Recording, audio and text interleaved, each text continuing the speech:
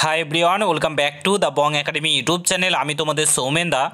তো বন্ধুরা, আজকে কলকাতা হাইকোর্টে তোমাদের ওবিসি সংক্রান্ত মামলার শুনানি ছিল। তো তোমাদের কলকাতা হাইকোর্টের তরফ থেকে বেশ কিছু রায় উঠে এসেছে এবং তোমাদের যে কলকাতা হাইকোর্ট 140টি যে ওবিসি লিস্ট রাজ্য সরকার প্রকাশিত করেছিল তার উপর যে স্টে লাগিয়েছিল, সেই স্টের সময়সীমাটা কিন্তু অনেকটাই বাড়ালো, ঠিক আছে। এবং এর নেক্সট হিয়ারিংয়ের ডেটও দিয়েছে কলকাতা হাইকোর্ট। আর তোমরা প্রত্যেকে জানো সামনের সপ্তাহে অর্থাৎ সোমবার তোমাদের ওবিসি কেসের হিয়ারিং রয়েছে। সমস্ত কিছু তোমাদেরকে এই ভিডিওতে বলছি, জাস্ট পুরো ভিডিওটা দেখার চেষ্টা করবে।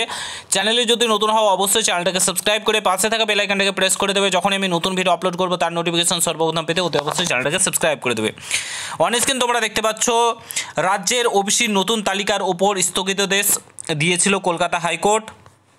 তার ওপর কিন্তু যে সময়সীমা সেটা কিন্তু বাড়ালো কলকাতা হাইকোর্ট। সময়সীমাটা করেছে 31শে আগস্ট পর্যন্ত এবং এর যে পরবর্তী শুনানি সেটা হচ্ছে 5ই আগস্ট নতুন তালিকার উপর স্থগিতাদেশ থাকলো, ঠিক আছে। কারণ তোমরা প্রত্যেকে জানো 29শে জুলাই তোমাদের ওবিসি কেসের কলকাতা সুপ্রিম কোর্টে কিন্তু হিয়ারিং রয়েছে। সেখান থেকে ভালো কিছু একটা আপডেট উঠে আসার সম্ভাবনা রয়েছে। আপাতত সমস্ত নিয়োগ প্রক্রিয়া সমস্ত কিছু থমকে রয়েছে, স্টে রয়েছে।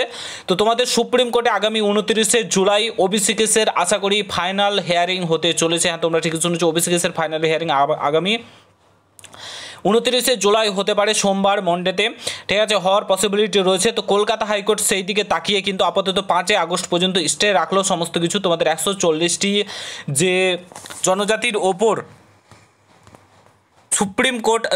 কলকাতা হাইকোর্ট স্টে লাগিয়েছিল, যেটা নতুন লিস্ট সরকার বার করেছিল তার উপর স্টে লাগিয়েছিল।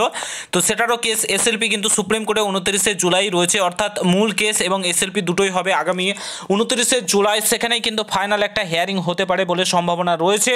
কারণ সমস্ত কিছু নিয়োগ প্রক্রিয়া তোমার তারপরে ভর্তির প্রক্রিয়া সমস্ত কিছু আটকে রয়েছে।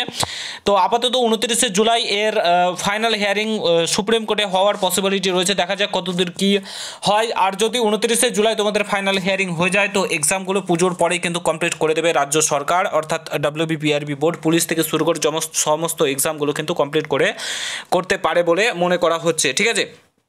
তো প্রস্তুতি জোর কদমে চালাও। এখন মনেও হচ্ছে কিছু একটা সবুজ সংকেত আসার পসিবিলিটি আমরা দেখতে পাচ্ছি, ভালো কিছু একটা আসার পসিবিলিটি আমরা দেখতে পাচ্ছি। Hope for the best. 29শে জুলাই সুপ্রিম কোর্টের তরফ থেকে ভালো কিছু একটা রায় উঠে আসবে। আর এটা বলে রাখি, যেটা 140টি জাতিকে নিয়ে ওবিসির লিস্ট তৈরি করেছিল রাজ্য সরকার, সেটা কিন্তু বাতিল যাবে, ঠিক আছে। রাজ্য সরকার সেটা বাতিল যাবে, একদম কনফার্ম তোমাদের বাতিল যাচ্ছে, কিচ্ছু করার নেই, ওটা বাদ করবে। 2010 সালের আগে যে ওবিসি লিস্ট রয়েছে সেই অনুযায়ী রাজ্য সরকারকে এগোতে হবে, কিচ্ছু করার নেই, ঠিক আছে। তো আশা করি বুঝতে পারছো। দেখা যাক 29শে জুলাই কি হয়, ঠিক আছে। প্রিপারেশন জোর কদমে চালাও, এটাই বলবো। তাছাড়া আমাদের হাতে আর কিছু করার নেই, ঠিক আছে। যেটুকুন আছে সেটা হচ্ছে প্রিপারেশন চালা। তো ভিডিওটা এখানে সমাপ্ত করছি। ভালো লাগলে শেয়ার করে, চ্যানেলে নতুন হলে অবশ্যই সাবস্ক্রাইব করে যাও। দেখা হচ্ছে নতুন ভিডিওর সঙ্গে। ভালো থেকো, সুস্থ থেকো, গুড বাই, জয় হিন্দ, বন্দে মাতরম।